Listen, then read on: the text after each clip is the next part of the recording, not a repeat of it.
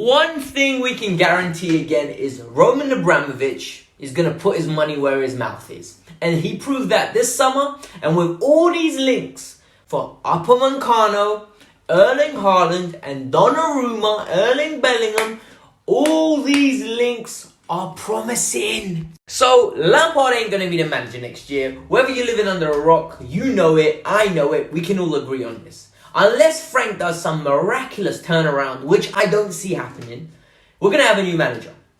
Is it going to be Nagelsmann? Is it going to be Tuchel? I think it's going to be Brendan Rodgers, and I love the idea of it. I'm not going to lie.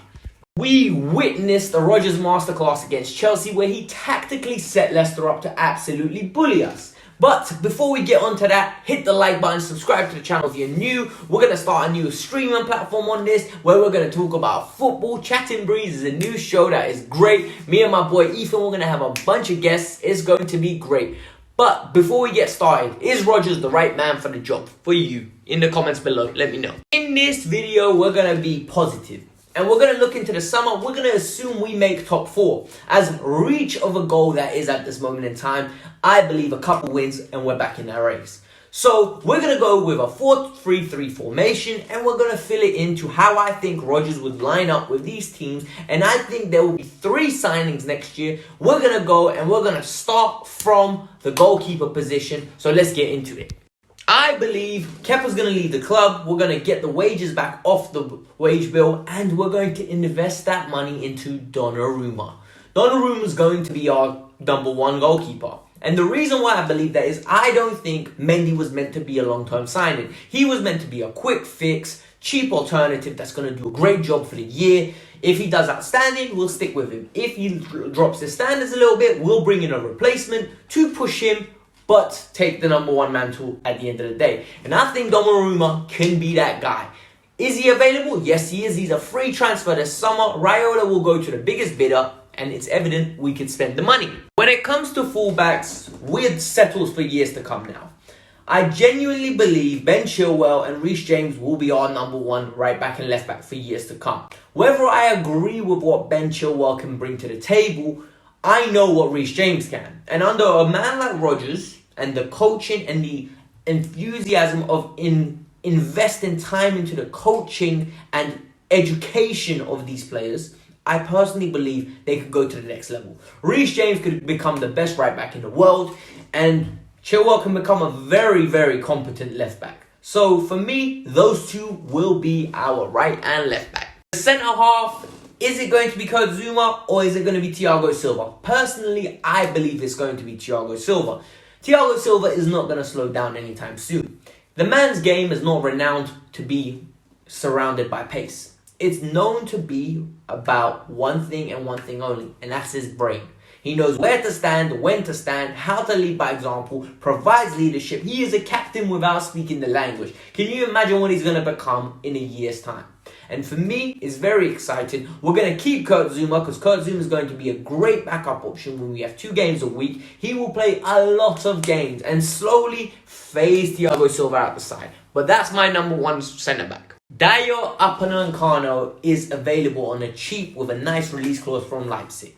And the likelihood is Chelsea will be interested. There's been way too many reports and he's not going to be expensive on the wage front. It will be a nice, cheap £40 million move. Chelsea will love to do that because we like our value for money. Marina will love it and she will throw that cash. 3 signings is all we need this summer to go to the next level. And I personally believe this is going to be one of the signings that we could realistically see.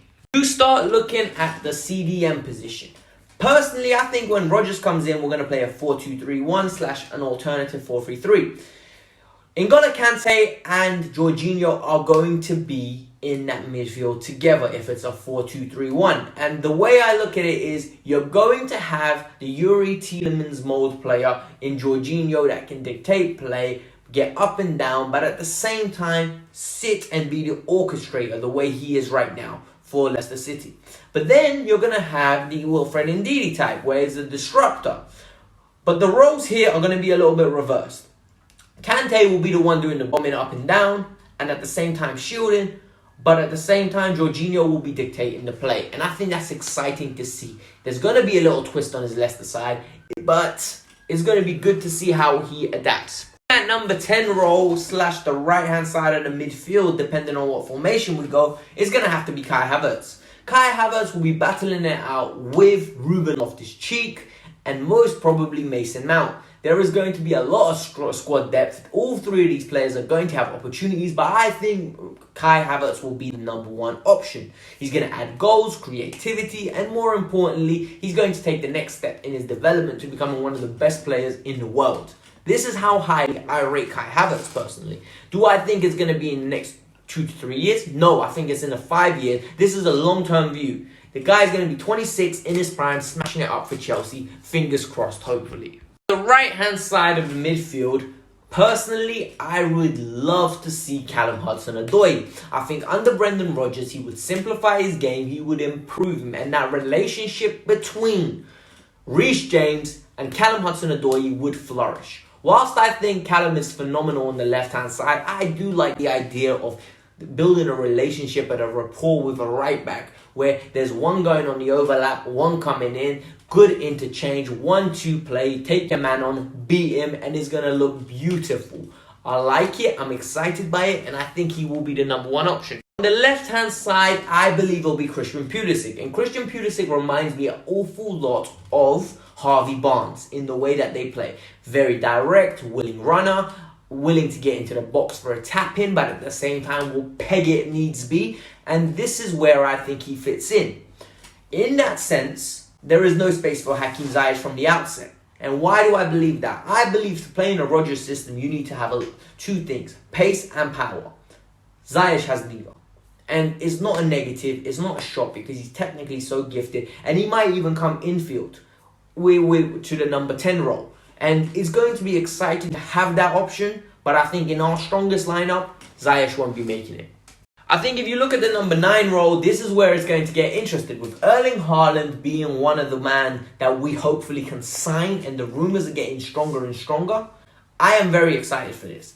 With Timo Werner, we don't know what's going to happen. But can Timo Werner play in that role? 100% he can. He'll play up top, play the Jamie Vardy role, get his ass into that box, tap in goals, get a bunch of goals, and it's going to be great. But if we can get Erling Haaland, this is our catalyst to Champions League success. And it's going to be exciting, and I'm going to love every minute of it. I'm not going to lie to you.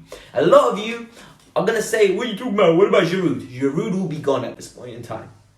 Tammy, I don't know, but I don't think Tammy's good enough. You guys already know. So, this is my team, and I'm not going to lie, this is what I think, and I would love if Brendan Rodgers did. But I'm going to need you guys to do me a favor now. I'm going to need you to tell me your team in the comments below. Tell me whether I'm wrong, tell me whether I'm right. Who have I left out that you guys are vexed about? So, let's get into it. Keep it discussing, keep it effective. Tomorrow is a match day. There will be a match review. I might be going live, which is exciting for you lot. Hopefully you guys will tune in. But it is what it is. I hope you enjoyed it. Hit the like button, subscribe to the channel, and I'm out. Peace. Bye.